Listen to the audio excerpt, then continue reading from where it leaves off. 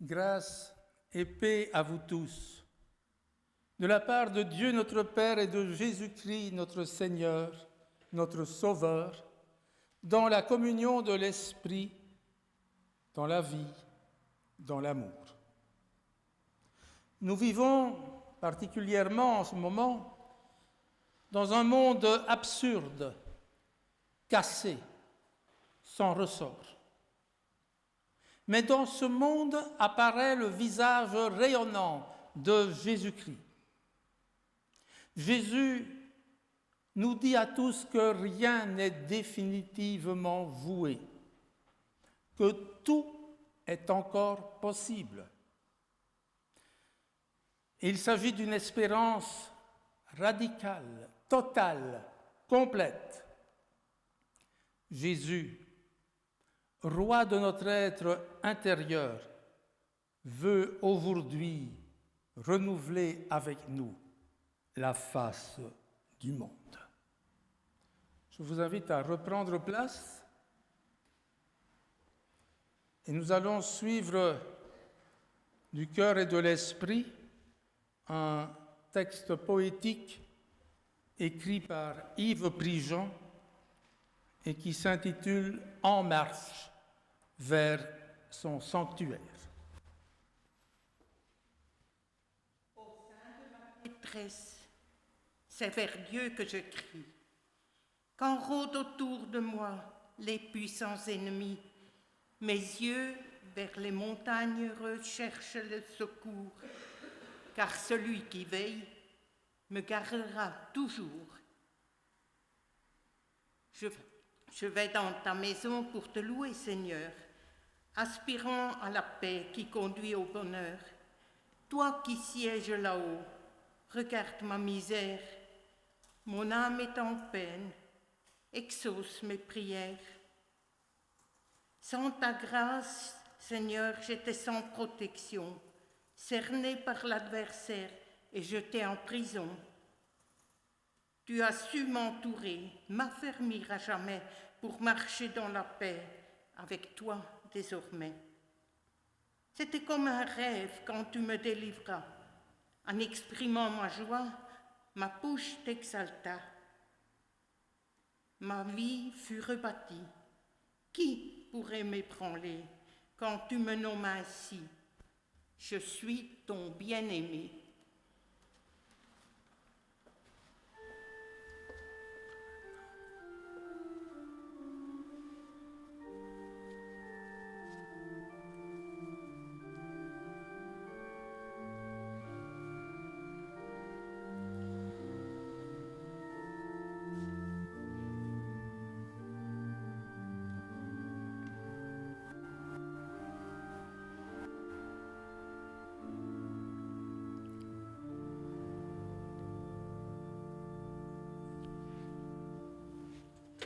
Et nous commençons un temps de louange, tout d'abord en nous remémorant le psaume 23. Le Seigneur est mon berger, je ne manque de rien. Il me fait reposer dans les champs d'herbes vertes, il me conduit au calme près de l'eau. Il me rend des forces, il me guide sur le bon chemin pour montrer sa gloire. Même si je traverse la sombre vallée de la mort, je n'ai peur de rien, Seigneur, car tu es avec moi. Ton bâton de berger est près de moi. Il me rassure. Tu m'offres un bon repas sous les yeux de mes ennemis. Tu verses sur ma tête de l'huile parfumée. Tu me donnes à boire en abondance. Oui, tous les jours de ma vie, ton amour m'accompagne et je suis heureux. Je reviendrai pour toujours dans la maison du Seigneur. Et je vous invite à poursuivre cette louange par le chant du cantique 152, les strophes 1, 2 et 6. 152, strophes 1, 2, 6.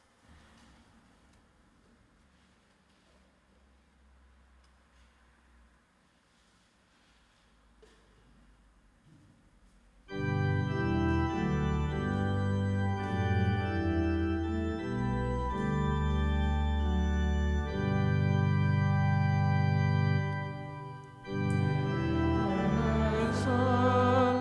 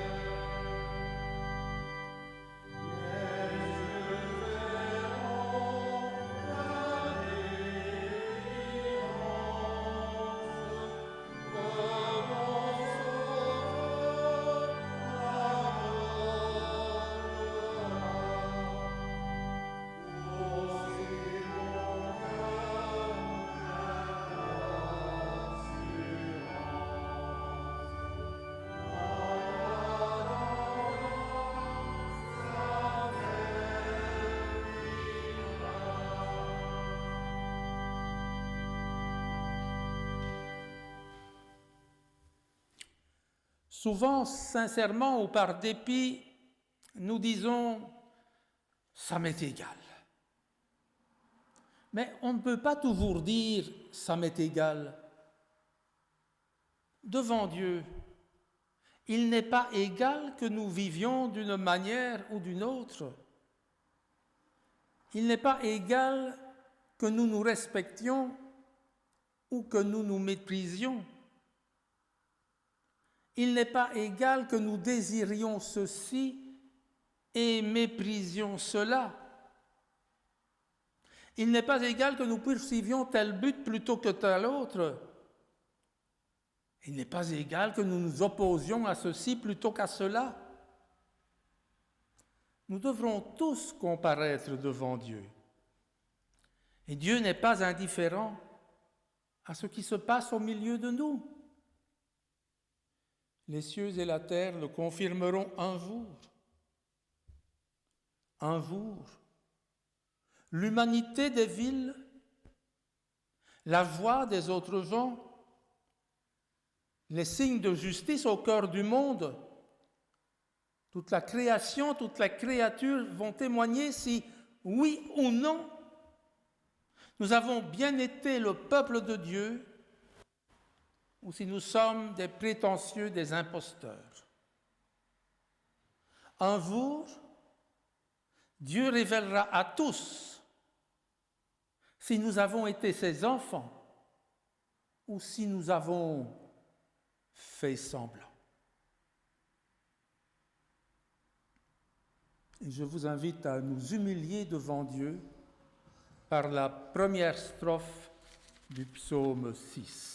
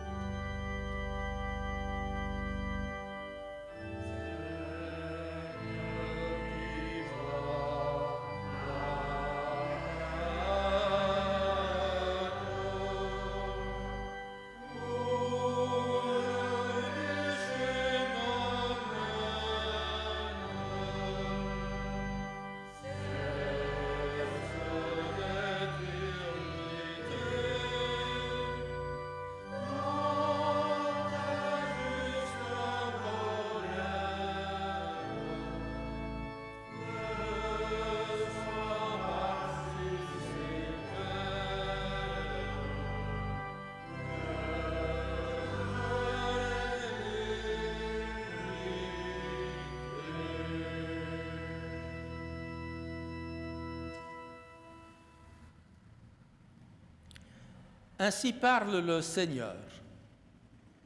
Des jours viennent où je conclurai avec mon peuple une alliance éternelle. Je déposerai mes directives au fond de leur cœur. Je serai leur Dieu et ils seront mon peuple. Je pardonne leurs crimes. Je ne parlerai plus de leurs fautes. Face à cette grâce de Dieu, nous voulons confesser notre foi.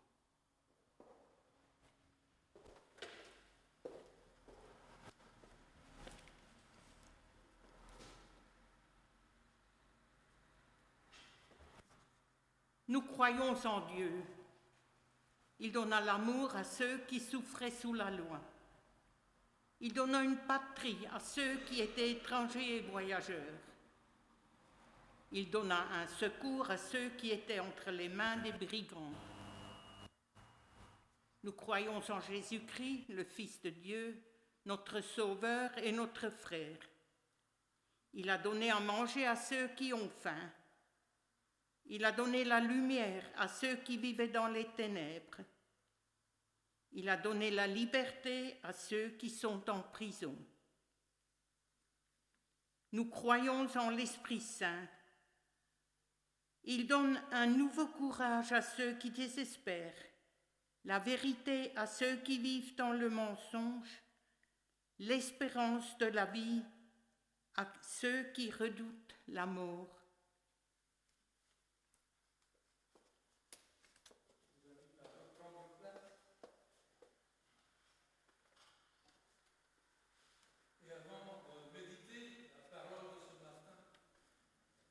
Unissons-nous dans la prière.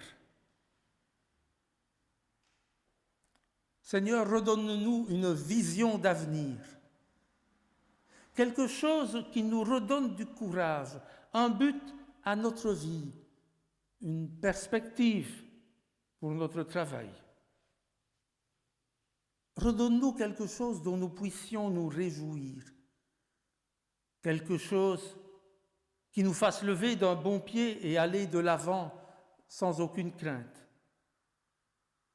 Renouvelle-nous ton ancienne promesse, un ciel nouveau, une terre nouvelle. Renouvelle-nous ta parole. Amen. Nous écouterons la lecture de ce matin qui est la grande vision de la vallée des ossements par Ézéchiel. La main de Yahvé était sur moi, et elle m'a fait sortir par le souffle de Yahvé et m'a posé au milieu d'une plaine remplie d'os. Il m'a fait passer près d'eux, autour et alentour. Et voici, il y en avait une grande quantité sur la surface de la plaine, et ils étaient secs. Il me dit, « Fils d'Adam, ces aussi, leur rendra-t-on la vie ?» Je dis, « Seigneur Yahvé, toi tu sais. » Il me dit, « Prophétise sur ces eaux, et tu diras à ces eaux secs, écoutez la parole de Yahvé. Ainsi parle le Seigneur Yahvé à ces eaux. Voici, je ferai entrer en vous, un souffle, et vous serez vivants. Je vous donnerai des tendons, je vous ferai monter sur vous de la chair, et j'étendrai une peau sur vous. Et je mettrai en vous un souffle, et vous serez vivants, et vous saurez que moi, je suis Yahvé. Je parlais en prophète comme j'avais reçu l'ordre, et voici, un bruit, les os sont rapprochés, un os vers son os. Et je vis, voici des tendons sur eux, de la chair monte et se répand sur eux, de la peau par-dessus, mais aucun souffle en eux.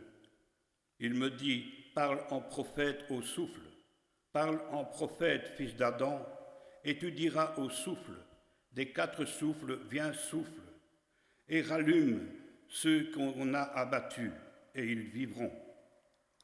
Je parlais en prophète comme j'en avais reçu l'ordre, et le souffle vint en eux, et ils furent rendus à la vie. Ils se tenaient debout sur leurs pieds, une armée très grande.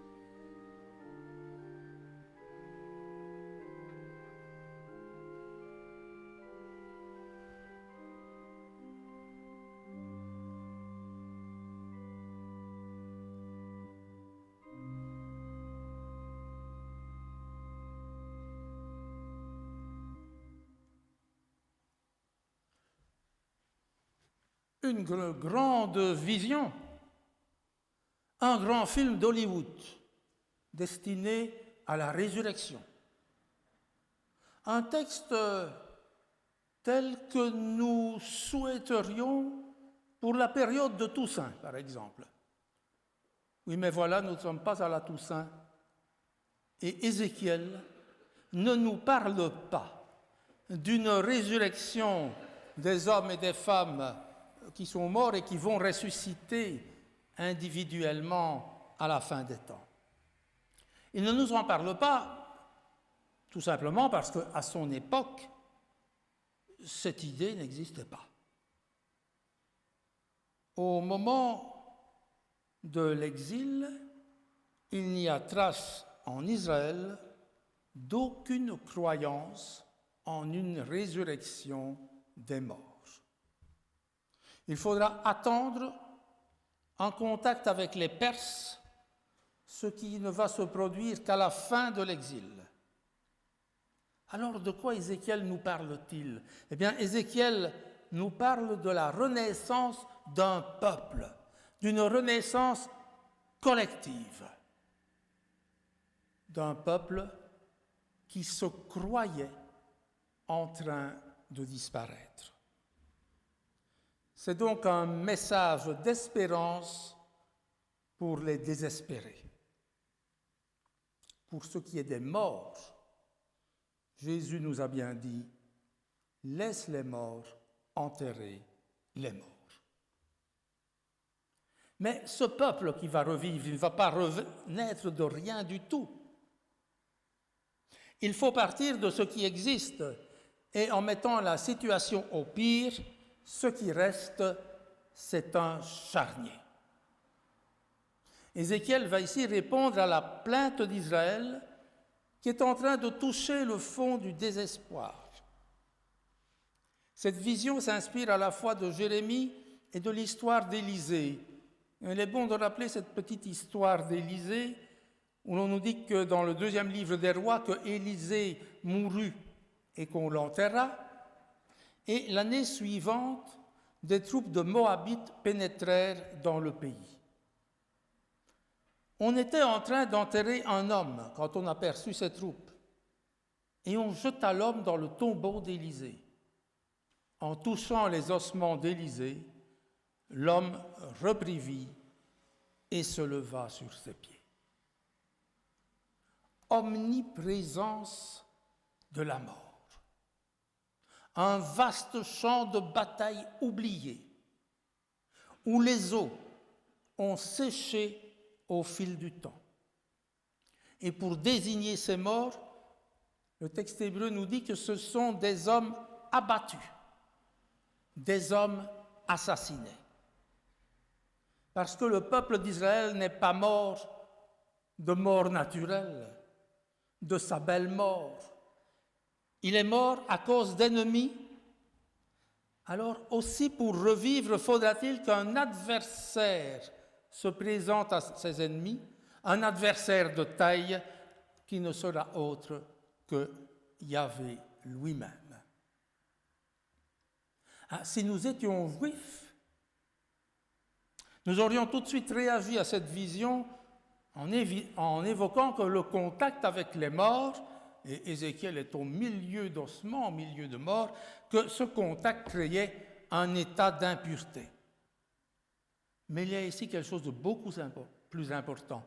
Il faut rendre la vie à ceux à qui on l'a ôtée. Il est inimaginable que ce charnier reprenne vie. Et pourtant, la question de Dieu amène Ézéchiel à douter de ses certitudes. Fils de l'homme, ces eaux-là pourront-ils revivre? Mais si Yahvé, le Dieu des armées, pose cette question, n'a-t-il pas une idée derrière la tête? Oui, et dans le fond, avec encore plus de siècles de recul. Mais qui aurait pu croire qu'Israël pourrait survivre aux épreuves qu'il a endurées pendant toute son histoire? Survivre à la Shoah nazie? Survivre aux conflits incessants qui agitent la Palestine depuis qu'Israël y est rentré? Exilé au milieu des siens, Ézéchiel est en contact permanent avec la mort spirituelle. Et maintenant, il va vivre une double expérience dans son charnier. D'abord, une expérience matérielle, la reconstitution de corps inanimés à partir de ces eaux. Et deuxièmement, une expérience spirituelle au sens premier du terme. Le souffle de vie, l'esprit, rentre dans les corps pour les faire revivre. Nous pouvons dire que le souffle, sans les ossements, n'aurait rien eu à faire revivre. Mais aussi que les corps reconstitués sans le souffle n'auraient pas eu plus de vie que les os desséchés. Matériel et spirituel se complètent toujours en l'homme. L'un ne sait pas aller sans l'autre. La scène à laquelle assiste Ézéchiel est une recréation. Comme aux origines, le chaos va s'organiser à la parole de Dieu. Et comme aux origines, le souffle de vie va pénétrer en l'homme et l'animer. Une scène qui en évoque une autre qui viendra beaucoup plus tard, que l'on lit dans l'évangile de Matthieu. Jésus poussa de nouveau un grand cri et rendit l'esprit. Et voici que le voile du temple se déchira en deux, depuis le haut jusqu'en bas. La terre trembla, les rochers se fendirent, les tombeaux s'ouvrirent, les corps de plusieurs saints qui étaient morts ressuscitèrent. Mais le temps n'est pas encore venu d'en parler. Je remarque que par la suite, Ézéchiel ne va pas raconter sa vision au peuple. Si nous la connaissons, c'est parce que les visions d'Ézéchiel ont été mises ensuite par écrit. Mais en s'adressant au peuple, Ézéchiel va à l'essentiel. Il va au message de sa vision et à un auditoire incrédule et éberlué, il dit « Je vous ferai sortir de vos sépulcres, ô mon peuple ». Nous ne sommes pas en présence d'une parabole qui est suivie de son explication, mais d'une expérience qui, après avoir fait revivre en vision des ossements, va faire revivre en réalité le peuple d'Israël. Ce peuple prisonnier du tombeau de l'exil, Yahvé va l'en libérer. Les pères de l'Église ont souvent vu dans ce texte d'Ézéchiel une prophétie de la résurrection des morts. Ils se trompaient, mais c'est très indicateur. Parce qu'à partir du christianisme, on a commencé à voir se développer une période centrée sur l'individu. On n'a plus tellement pensé au collectif, on a tout reporté sur l'individu. Et il est vrai qu'avec l'arrivée de la réforme protestante, la question ne s'est pas améliorée. Le protestant peut être déclaré un individualiste. Mais une fois que l'on sort du christianisme et que l'on garde cet individualisme, on arrive à cette société égoïste dans laquelle nous sommes et dont le christianisme est bien responsable à la racine. Mais non, Ézéchiel ne veut pas parler des individus. Il veut annoncer une nouvelle qui doit rejoindre tout le monde collectivement dans sa vie quotidienne. Et à ce titre, chaque groupe humain peut y lire une réponse à son angoisse, peut trouver une raison d'espérer contre toute espérance. Dans les chapitres qui précèdent la vision, le passage le plus intéressant, c'est celui où Dieu annonce à Israël la venue d'un nouveau David, le rétablissement matériel du pays et le renouvellement spirituel complet. Ah, ce sont de belles promesses. Oui, c'est très beau les promesses. Mais faut-il ajouter qu'elles n'engagent que ceux qui y croient? Dans la réalité quotidienne, dans l'actualité, comme on dit de nos jours, où se trouvait ce peuple d'Israël? Si des atlas avaient existé à l'époque, où aurait-on situé Israël? Seules quelques petites colonies dispersées dans l'immense empire babylonien pouvaient témoigner de l'existence passée et éphémère de ce peuple. Ézéchiel a beau répéter les promesses divines, il n'y a plus personne pour y croire. L'avenir des Israélites, le peuple le résume en disant « Notre espérance n'est plus, nous sommes perdus ». Alors venir parler d'avenir à ce peuple, c'est comme emmener quelqu'un au cimetière en lui disant qu'il va y retrouver ceux qu'il a perdus. Le tombeau va-t-il s'ouvrir? Le mort va-t-il sortir, revenir, parler? Non, dirons-nous. C'est absurde, parce que nous ne croyons pas en une telle promesse. Et pour Israël, c'est le découragement le plus complet. Mais Dieu, lui, il croit à ses promesses. Et ça, c'est toute la différence. Israël est transporté par la main de l'Éternel dans une vallée. Ce qui signifie qu'Ézéchiel entre dans un monde qui n'est plus le nôtre. Un monde qui a d'autres règles. Un monde dans lequel on ne va que si la main de l'Éternel nous y mène. Et dans cet autre monde, Ézéchiel assiste à la résurrection de son peuple. L'état désespéré d'Israël fait penser à un champ de bataille jonché de cadavres que l'on aurait retrouvé des années après une terrible bataille sans que qui que ce soit ait pensé à enlever ou enterrer les corps.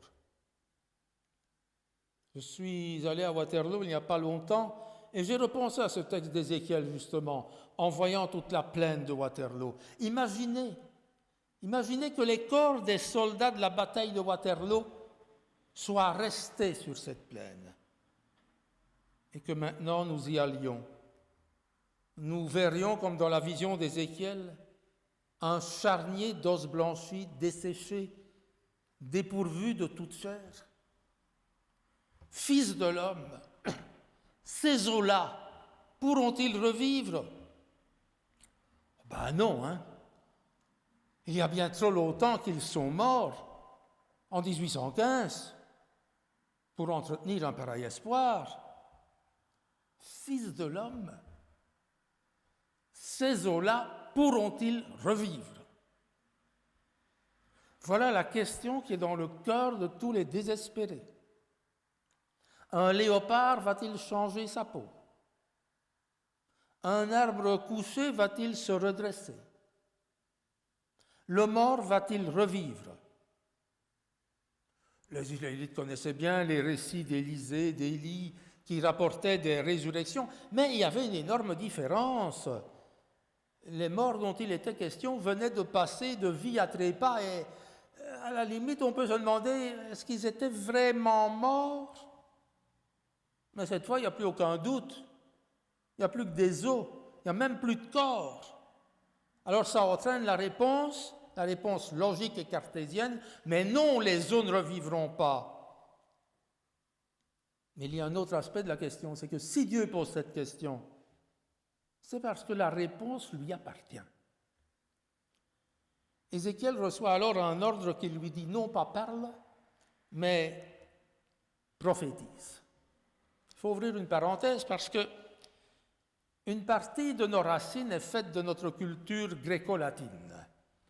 Et dans notre culture gréco-latine, le mot prophète vient de prophémi, phémi qui veut dire parler, et pro qui peut vouloir dire en face de ou avant. Alors le prophète, dans cette conception gréco-latine, c'est celui qui parle face à une situation donnée, qu'il reçoit et transmet des avertissements, et que parfois il annonce même des événements à l'avance, mais remarquons que ce n'est pas l'aspect dominant du prophétisme biblique. Mais maintenant, regardons l'autre partie de nos racines, qui est notre culture judéo-chrétienne cette fois-ci. Nous sommes en milieu juif. Le prophète, ça s'appelle un nabi. C'est un mot qui, au passif, désigne quelqu'un qui est appelé, qui est désigné. Et à l'actif, il désigne celui qui parle. Le nabi, c'est celui qui est appelé par Dieu pour parler sur ordre de Dieu. Le peuple n'est en réalité pas tout à fait mort, mais il se voit mourant en phase terminale.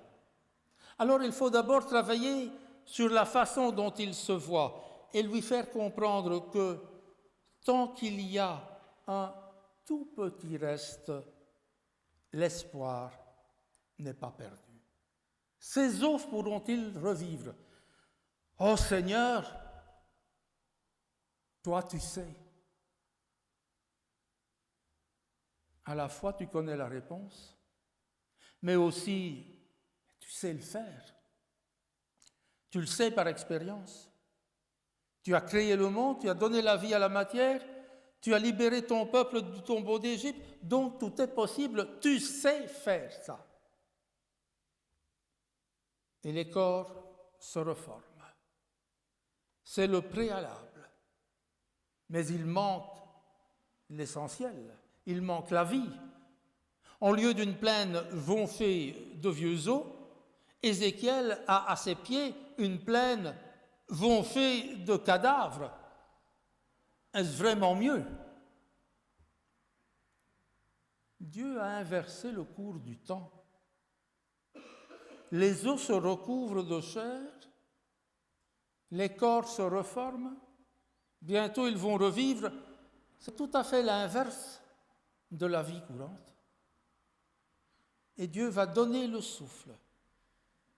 Alors là, il y a une énorme difficulté dans ce texte, c'est que le mot hébreu que nous traduisons par esprit, le mot ruach, il sait se mettre à toutes les sauces en traduction, parce qu'il désigne parfois l'esprit de Dieu, parfois il désigne tout simplement le souffle de vie en chaque être vivant, et parfois c'est tout simplement le vent.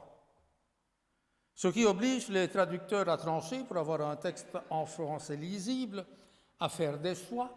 Mais si on en tenait au texte tel qu'il est écrit, eh bien nous aurions une espèce de cacophonie. Prophétise au souffle, et tu diras au souffle, ainsi parle le Seigneur Yahvé, des quatre souffles, viens souffle et souffle sur les tués. C'est cacophonique. Mais précisément, la parole de Dieu n'est-elle pas régulièrement pour nous une cacophonie jusqu'au moment où nous pouvons réaliser quel en était le but et ce qu'elle voulait dire? L'extermination du peuple est inversée. Maintenant, le peuple revit.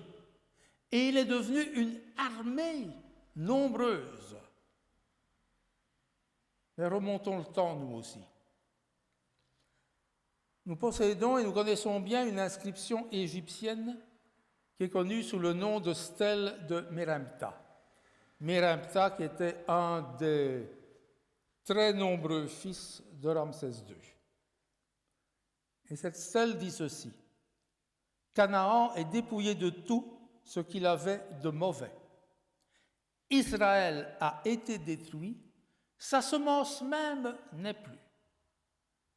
L'événement qui avait amené Mérimta à proclamer la destruction d'Israël, nous ne savons pas ce que c'est, mais ça avait été certainement, à cette époque-là, un événement important, parce que le texte a été trouvé dans le temple de Mérimta, à Karnak, à Héliopolis, à Memphis, dans un tas de lieux, ce qui est signe de son importance. Mais aujourd'hui, il ne reste rien de la dynastie de Ramsès, rien de la gloire de l'Empire égyptien. Et Israël, le soi-disant peuple détruit, eh bien, il est toujours là, lui. Dieu a cru en sa promesse et il l'a réalisée. Et cette promesse, elle nous concerne, non pas individuellement, mais en tant qu'Église. Rappelons-nous cette parole de Jésus: Pierre, tu es Pierre, et sur ce roc, je bâtirai mon Église, et les portes du séjour des morts ne prévaudront point contre elle. Rien ne fera disparaître l'œuvre de Dieu. mais rien non plus ne sera épargné à son peuple. Vous aurez des tribulations parmi le monde, et Jésus ajoute aussitôt, mais prenez courage, j'ai vaincu le monde. Alors à tous ceux qui voient l'Église en phase terminale, en phase de disparition, s'adresse cette promesse. Je mettrai mon esprit en vous et vous vivrez. Ne perdons jamais espoir, quelle que soit la situation de l'Église, voulue par le Christ, fondée sur cette pierre de soutènement que constitue la confession de foi de Pierre, protégée contre les assauts du séjour des morts, elle est comme le peuple d'Israël, elle ne périra pas. Relisons une des dernières visions de l'Apocalypse qui nous fait penser justement à Ézéchiel 37. Quand ils auront achevé leur témoignage, la bête qui monte de l'abîme leur fera la guerre, les vaincra et les tuera. Et leurs cadavres seront sur la grande place de la ville, qui sera appelée dans un sens spirituel Sodome et Égypte, la même où le Seigneur a été crucifié. Des hommes d'entre les peuples, les tribus, les langues, les nations verront les cadavres pendant 3 jours et demi. Ils ne permettront pas que les cadavres soient mis dans un sépulcre, la vallée des ossements. Et à cause d'eux, les habitants de la terre se réjouiront, ils seront dans l'allégresse. Ils s'enverront des présents les uns aux autres parce que ces 2 prophètes ont tourmenté les habitants de la terre. Mais après les 3 jours et demi, un souffle de vie venant de Dieu entrera en eux. Ils se terrent sur leurs pieds. Une grande crainte s'empara de ceux qui les voyaient. Ils entendirent du ciel une voix qui leur disait « Montez ici !» Et ils montèrent au ciel dans la nuée, et leurs ennemis les virent. À cette heure-là, il y eut un grand tremblement de terre. La 10e partie de la ville tomba. 7000 hommes furent tués dans ce tremblement de terre. Les autres furent effrayés et donnèrent gloire au Dieu du ciel. Fils de l'homme, ces eaux pourront-ils revivre? Bien, je crois que le Dieu qui rend la vie aux morts aura le dernier mot. C'est ce que je crois fermement. Amen.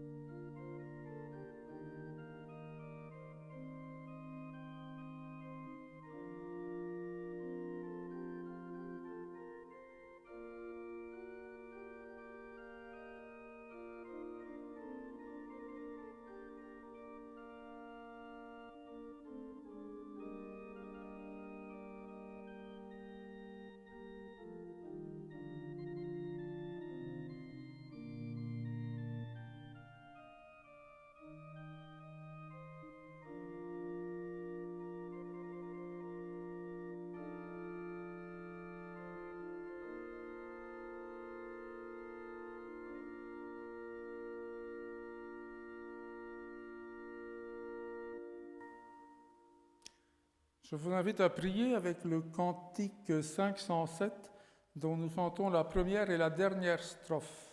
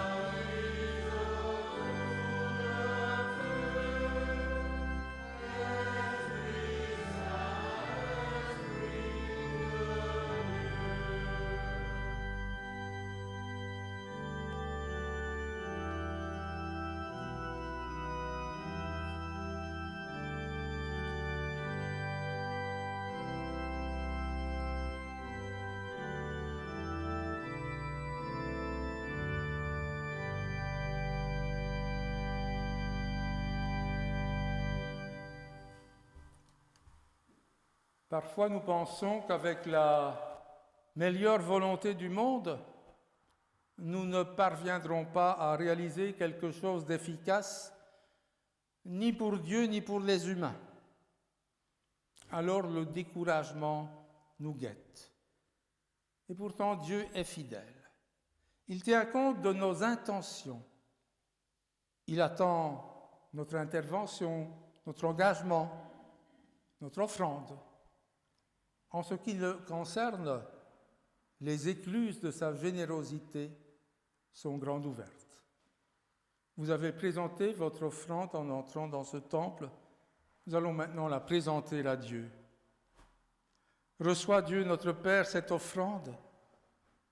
Que ton amour transforme notre pauvreté en richesse et nos incertitudes en espérance rayonnante. Par Jésus le Christ, notre Seigneur. Amen. Je vous invite à vous lever pour la prière. Et nous prolongerons cette prière par une autre prière qui est le Notre Père dans le recueil Arc-en-Ciel numéro 182. Seigneur, l'air nous manque pour respirer librement, car l'atmosphère est pleine de haine et de soupçons.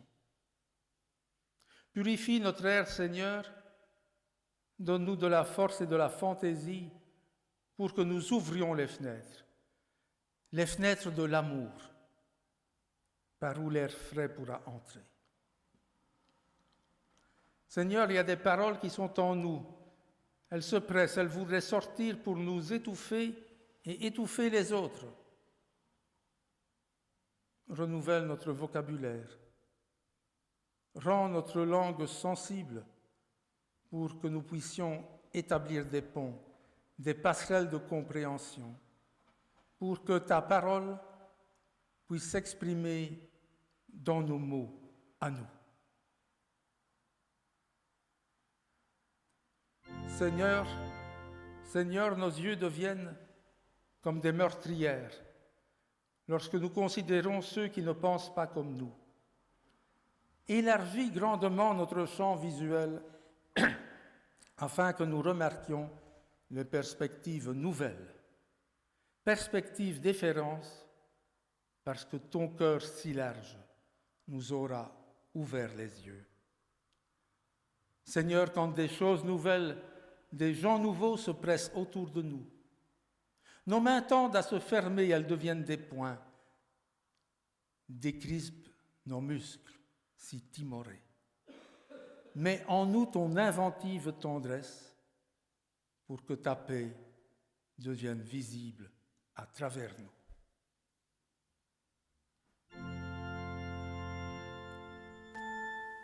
Notre